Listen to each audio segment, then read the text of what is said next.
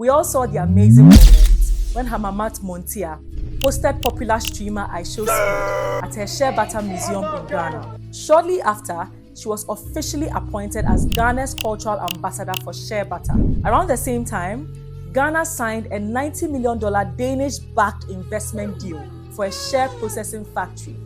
If you think all of this is random, it's not. Shea is becoming strategic. And today, I want to break down what's really happening in Ghana's shea industry and why this matters to you as an entrepreneur.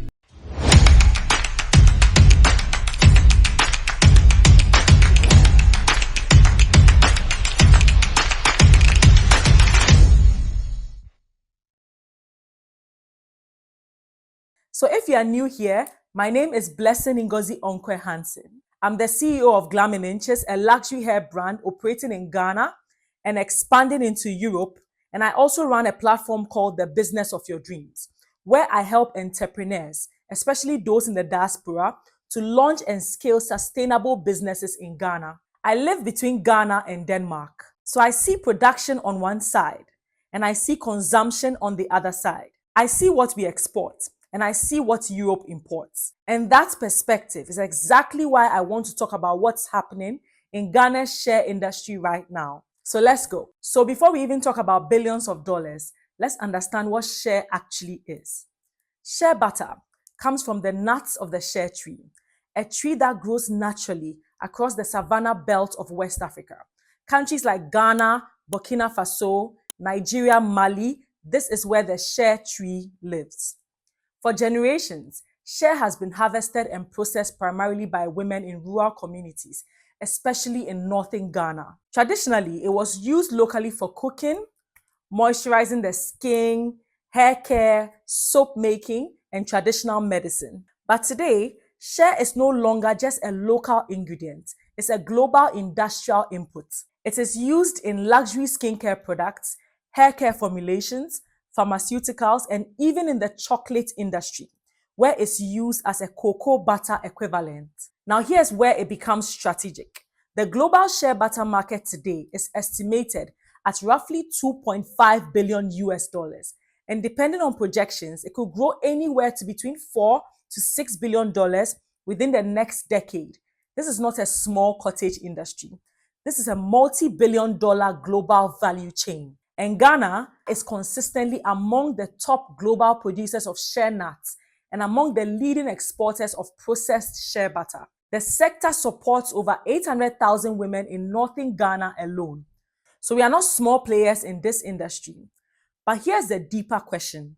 If Ghana is such a major producer and exporter, why is the highest value often captured outside the country? So if Ghana is already one of the leading producers and exporters of shea, what changes? Recently, Ghana's Ministry of Food and Agriculture signed an agreement securing a $90 million US dollar investment backed by Danish partners and a global plant-based oil company to build and expand a shea processing facility in Ghana.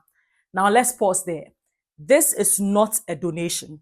This is not aid. This is strategic capital.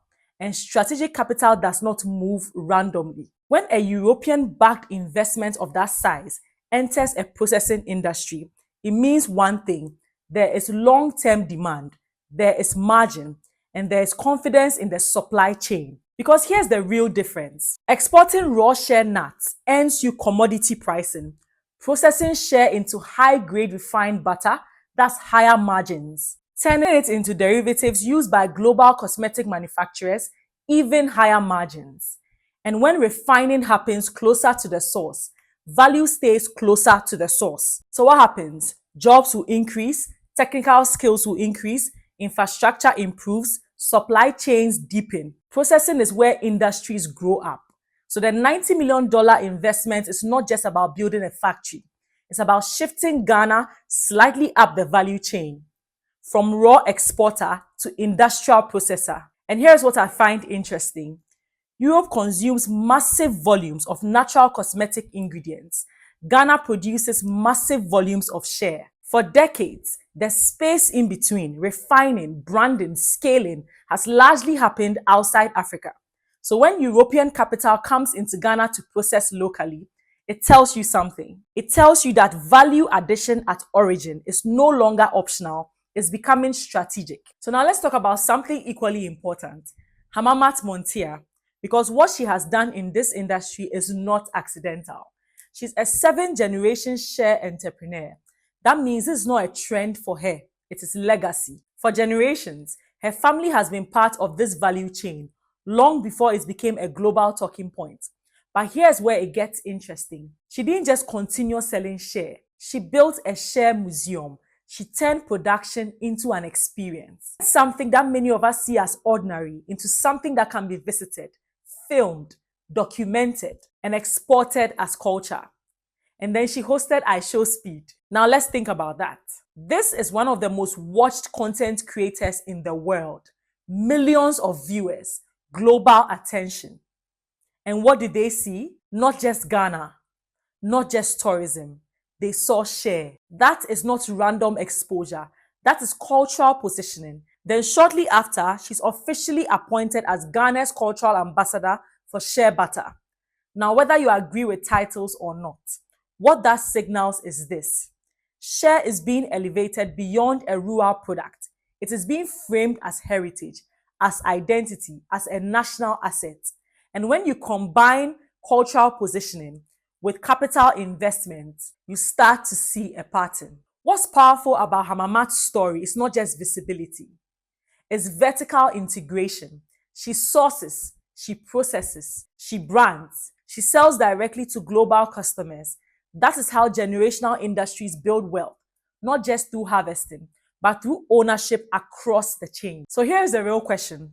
What does all of this mean for us? Because it's easy to watch headlines. It's easy to celebrate appointments. It's easy to repost investment announcements. But the real shift is mental. For too long, we've seen agriculture as small, as basic, as village work. But a 2.5 billion global industry is not small. An industry supporting over 800,000 women in Ghana is not small. A $90 million strategic processing investment is not small. And cultural positioning on a global stage is not small. What is small is thinking that our role is only to harvest.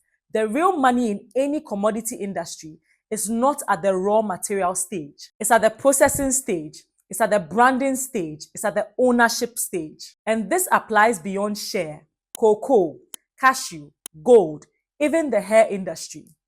The question is not whether Ghana produces. The question is, who owns the middle? Who owns the refining?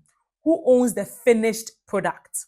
Who captures the margin? Because that's where industries mature. That's where generational wealth is built. And that's where strategic entrepreneurs should be positioning themselves. So if you're an entrepreneur, especially in Ghana or in the diaspora, this is the kind of shift you need to be paying attention to. Industries don't transform overnight. They move when culture, capital, and strategy align. And right now in Shea, we are seeing alignment. If this breakdown was valuable to you, make sure you like, subscribe, and share to someone. I talk about business, systems, and building strategically across borders. Do you think Ghana is ready to move fully up the value chain, or are we still thinking too small? Thank you so much for watching this, and see you next time. Bye.